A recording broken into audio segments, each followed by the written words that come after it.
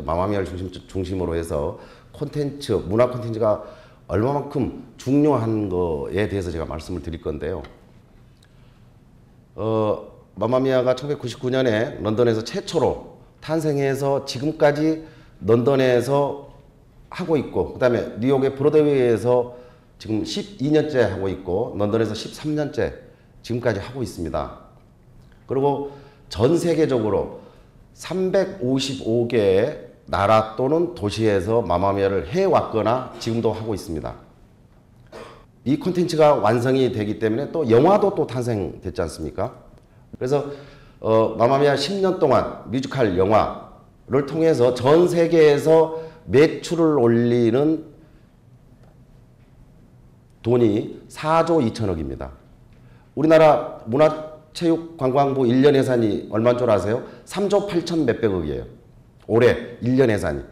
전체 문화체육관광 문화재 모든 걸 포함해서. 근데 이 24명이 출연하는 마마미아 하나가 10년 동안 전 세계에서 4조 2천억의 매출을 올렸다는 것은 그만큼 이제 미래에는 문화 콘텐츠, IT 산업에서 지식 산업으로 넘어가면서 이제는 창조 산업으로 넘어가는 시점에 와 있습니다, 지금. 여러분들 런던에서요, 영국에서 프리미어 리그 있죠, 축구. 1년 동안 그 매출을 올리는 것 중에서 프리미어 리그가 더 많겠습니까? 아니면은 웨스트엔드를 중심으로 한 극장에서 올린 수익이 더 많겠습니까? 1년 동안. 웨스트엔드를 중심으로 한 극장에서 수익을 올리는 게 프리미어 리그보다 훨씬 많습니다. 개인적으로요, 영국이 전 세계에서 가장 문화 강국이고 문화 선진국이다. 예를 들어서 세계를 뒤흔드는 문화 콘텐츠들, 또 세계인들을 감동시키는 문화 콘텐츠들을 영국에서 가장 많이 양산을 하고 있습니다. 예를 들어서 보세요. 팬텀 오브 디 오페라도 영국에서 만들었죠? 그쵸? 레미제라블도 영국에서 만들었죠? 또 해리포터라는 콘텐츠도 영국에서 탄생했죠? 마마미아도 영국에서 나왔죠? 캐츠도 영국에서 만들었어. 제가 올 가을에 할 고스트도 영국에서, 사랑과 영혼 영화를 소재로 해서 고스트도 영국에서 만들었어요. 그러니까 전 세계인들에게 감동을 주고 전 세계를 뒤흔든 문화 콘텐츠들을 왜 영국에서 가장 많이 만드는? 영국은요, 초등학교 때부터 극화 활동이라고 연극놀이 수업이 있습니다. 연극놀이 수업. 그 다음에 중고등학교에도 우리나라에서 국어, 영어가 있듯이 정규 과목에 연극이라는 과목이 있습니다. 영국은. 그리고 학교 폭력을 예방하고 학교 폭력을 치유하는 그 연극센터만 28,000개가 넘습니다. 학교 폭력을 치유하고 학교 폭력을 예방하는 데에는 연극이라는 과목이 가장 효과적이라는, 영국의 설문조사에서도 나왔어요, 그게. 예를 들어서 우리 뭐 주인공들만 있는 게 아니잖아요. 뭐 지나가는, 한번 그냥 지나가는 엑스트라도 있을 거고, 조역도 있을 거고, 뒤에서 춤만 추는 코러스 역할을 하는 배우들도 있을 거고. 근데 그 배우들이 한 사람이라도 없으면은 그 극은 완성이 안 되지 않습니까? 그쵸? 그러면은 그 연극놀이를 연극 과목이라는 것을 통해서 상대방에 대한 배려심, 상대방에 대한 존중심, 저 친구가 없으면 우리는 같이 이 작품을 완성을 못하는 거예요. 하나의 앙상블을 이룰 수가 없다는 겁니다. 그래서 연극이라는 과목이 학교 폭력을 치유하는 데 가장 효과적인 프로그램이다. 또 내가 갖고 있는 끼나 열정을 마음껏 폭발시키면서 또 많은 기상천외한 아이디어를 배우면서 이 사람들이 컸을 때 세계적인 문화 콘텐츠들을 만들어낸다는 거예요. 우리나라 보면은 중고등학교에 예체능계 수업을 거의 아예 없애버리잖아요, 이제. 입시 때문에. 그래서 영국이 정말 세계를 뒤흔들고 세계인들을 감동시키는 문화 콘텐츠들을 많이 양산을 해낼 수밖에 없는 구조적으로. 그래서 문화 강국이라는 겁니다. 저는 그렇습니다. 우리 대한민국이 전 세계를 제패할 수 있는 힘은 저는 유일하게 문화의 힘이라고 저는 생각합니다. 우리 케이팝만 봐도 그렇잖아요. 왜?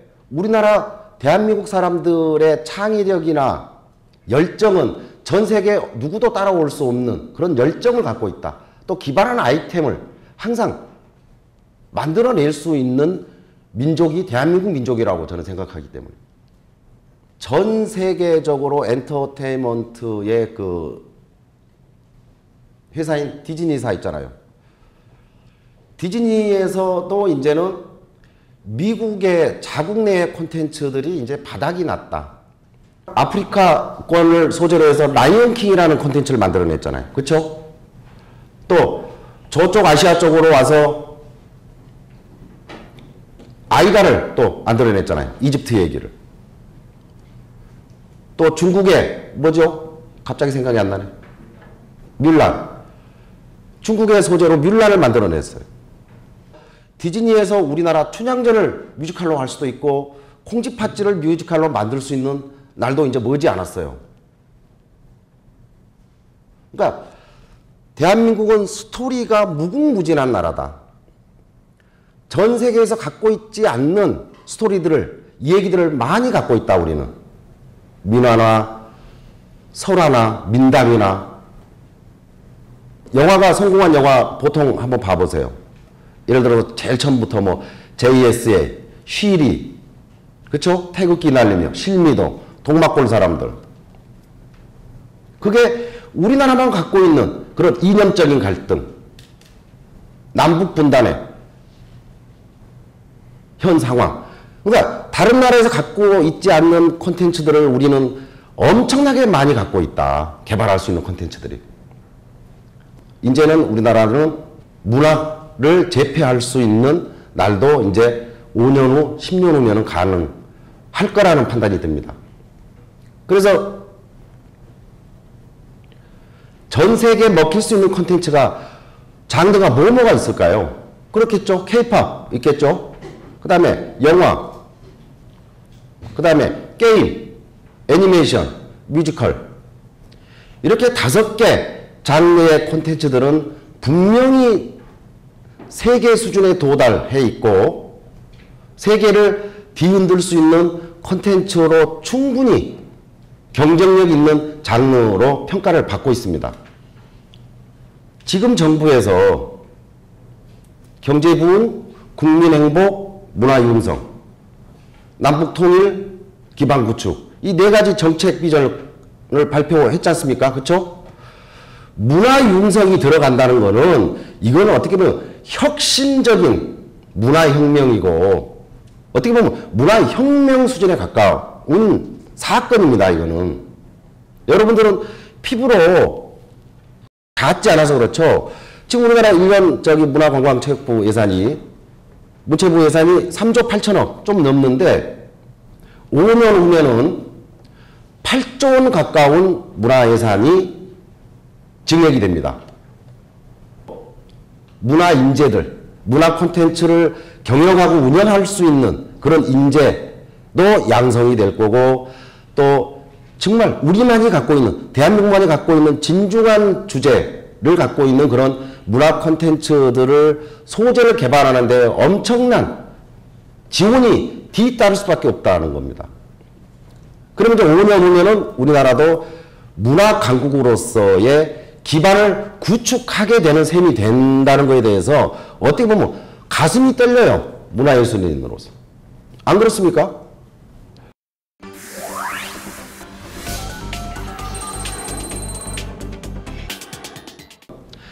우리나라 창작 뮤지컬이 관객들에게 크레딧을 얻지 못하고 있는 이유가 뭔 줄 아세요? 무대 메커니즘에 가장 큰 핸디캡을 갖고 있습니다. 배우들 기량은 지금 세계적인 수준에 올라와 있습니다. 우리나라 배우들이. 근데 우리 창작 뮤지컬만 무대 메커니즘에 투자할 만한 여유가 없어요. 모든 사람들이. 또 그런 도전을 안 해요. 또 그런 시도를 누구도 해볼 생각을 안 해요.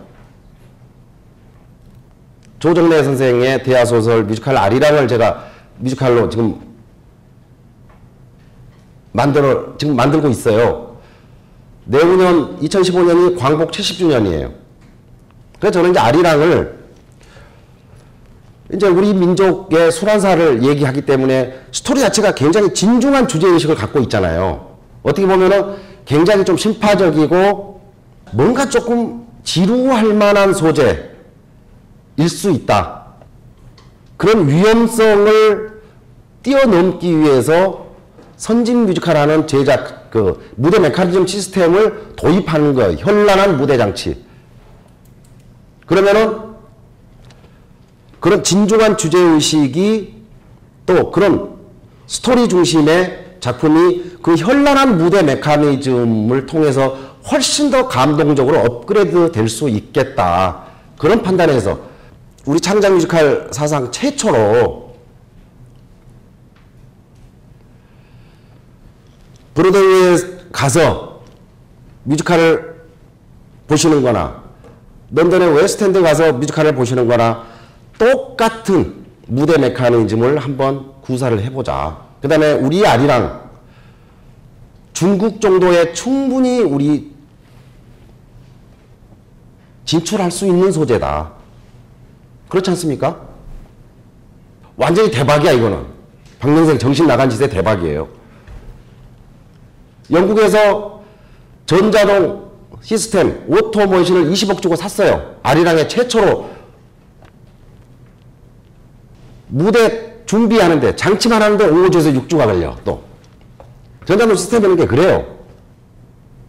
그러면은 그 많은 돈을 5주 6주 동안 투자해서 근데 저는 지금도 투자를 받지는 않습니다.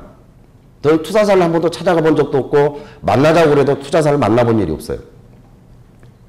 왜 투자를 안 받느냐? 저는 투자를 안 받기 때문에 우리 신시컴퍼니라는 회사가 자생력을 갖췄다고 저는 생각합니다. 왜? 투자를 안 받으면 안 받을수록 모든 스태프들이 절실하게, 절박하게 일을 하기 때문에. 그쵸?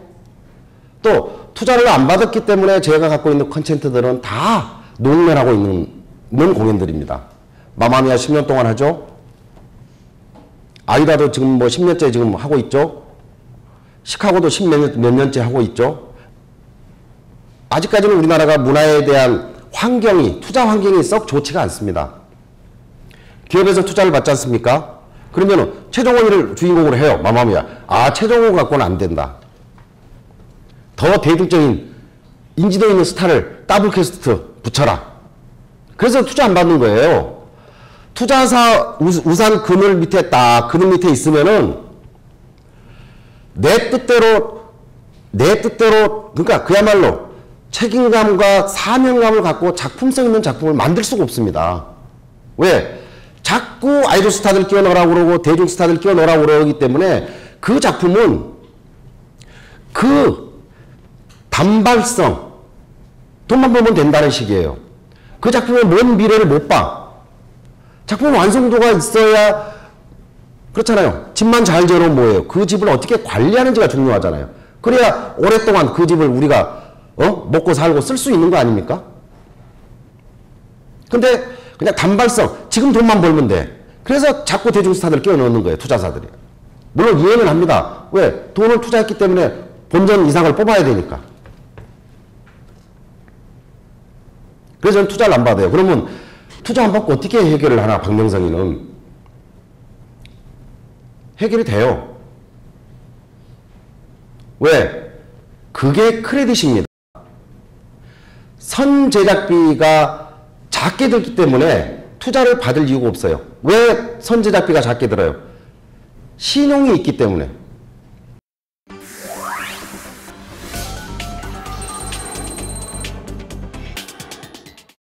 우리는 사람들이 일을 하는 거예요. 기계가 하는 게 아니고. 우리가 하는 일 자체가 자유스러움 속에서 또 낙천적인 그런 정서에서 기발한 아이디어가 창출된다고 저는 생각하기 때문에. 창의적인 아이디어가 창출된단 말이죠.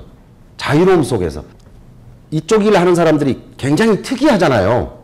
개성들이 강해요. 또 자기 주장들이 강하고. 그러니까 그걸 어떻게 앙상블을 정말 좋은 앙상블로, 팀워크 있는 앙상블로 바꾸는 것 자체가 나는 그 CEO가, 특히 우리 문화 경영에서는 CEO가 할 일이 굉장히 그런 부분에 자율적으로 회사를 운영해라. 팀별로. 회사 올 때도 스타벅스 친구 만나서 커피 마시러 오듯이 그냥 와라. 출퇴근 시간도 저는 어제 술 많이 먹고 힘들면 오전에 쉬었다가 오후에 나와. 그러고도 또 막 이렇게 머리 아프면 나오지 마. 쉬어 그냥. 특별한 일 없으면. 그 대신 오늘 할 일은 밤을 새워서라도 하고 가야 내일 모든 스태프들이 공유를 한다. 이런 건 있죠. 그렇죠? 내일 아침에 다 모든 스태프들이 공유하기 위해서는 오늘 안에 해야 될 일은 밤 새워서라도 하고 가라 이거예요. 그리고 내일 안 나와도 된다. 그러니까 저는 저 뭐뭐 해라고 지시도 잘 안 합니다. 저 회사 안 나가도 돼요. 찾지도 않대 이제 안 나와도. 대표가 어디 뭐 일주일씩 안 나와도 뭐 어디 계시냐고 물어보는 사람도 없어. 관심이 없어요 나 이게 회사.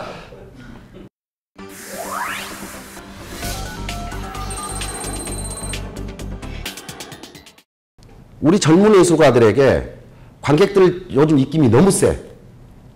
SNS 때문에 이제 서로 바로 다이렉트로 소통하고 그런 관계가 되노니까 연출가들도 그 관객들의 입맛에 맞는 작품을 만들 수밖에 없어요. 왜? 실험적인 그런 도전, 실험적인 모험을 하려고 하질 않아, 젊은 예술가들이. 그러니까 그 친구들이 중견 연출가 50대면은 대극장을 섭렵을 못 하는 겁니다. 미안하지만. 요즘에 보면은 다 로맨틱 코미디만 해요. 대학로 소극장들 이런 데 가보세요. 다 로맨틱 코미디야. 제목만 다를 뿐이야. 거의 똑같아. 남녀가 이상하게 만나. 꼭. 우연하게 꼭 만나요. 병신들이. 꼭 우연하게 만나. 그리고 막 열심히 막 사랑하다가 또 헤어져. 그럼 나중에 또 우연히 또 만나. 완전 해피엔딩이에요. 그러니까 제목만 다르고 그 장소만 다를 뿐이지 다 똑같은 로맨틱 코미디예요. 그러니 젊은 예술가들, 젊은 작가들, 젊은 작곡가들, 젊은 연출가들이 자기를 혁신적으로 발전할 수가 없는 거예요. 그래서 저는 예술가들은 항상 역발상의 정신을 갖고 살아야 된다고 저는 생각합니다. 남들은 도대체 엄두도 못 낼 일, 그야말로 이 세상에 존재하지 않는 일에 내 몸뚱아리를 던져보는 거예요. 시도를 해보는 거예요. 도전을 해보는 겁니다. 역발상이 위험한 장사일 수도 있어요. 그렇지만은 성공할 확률이 훨씬 높아. 예를 들어서 박명성 프로듀서가 갖고 있는 프로듀서로서의 시스템을 내 후배 프로듀서가 박명성 스타일을 따라선다고 생각해 보세요. 걔는 평생 2등밖에 못해. 박명성이를 넘어설 수가 없어. 그렇잖아요? 아무리 성공해도 박명성이 그 다음 세대야. 차세대예요. 그러니까 역발상이 뭐예요? 박명성이가 시도해보지 않는 프로듀서로서의 새로운 스타일, 기발한 형식, 기상천외한 그야말로 실험적인 일에 자기만의 독특한 실험적인 제작 시스템을 만들어 가야 그 사람이 1등이 되는 겁니다. 그 제작 시스템에 관한. 그렇지 않겠습니까? 이 엔터테인먼트 산업에서는요, 창조 산업에서는 창의력만 있으면, 기발한 아이디어만 있으면 혼자서도 창업을 할 수도 있고 혼자서도 작품을 제작할 수 있어요. 그렇지 않겠어요? 이거 앙상블이 필요 없어요. 그래서 저는 스펙은 이제는 거기에 돈 쓰지 말라는 거예요. 내 끼와 내 열정을 개발하는 데 오히려 돈을 써라. 시간은 그렇게 많지 않다. 시간은 빨리 간다는 거예요. 젊은 세대일수록 빨리 가잖아요. 그러니까 시간을 잘, 예, 시간을 잘 관리하고 젊음을 잘 운영해야 된다, 앞으로. 이제 뭐 시간이 다 됐는데요. 마마미아를 조금 얘기하다가 뭐 쓸데없는 얘기 맨날 왔다 갔다 해요. 이렇게 하면은.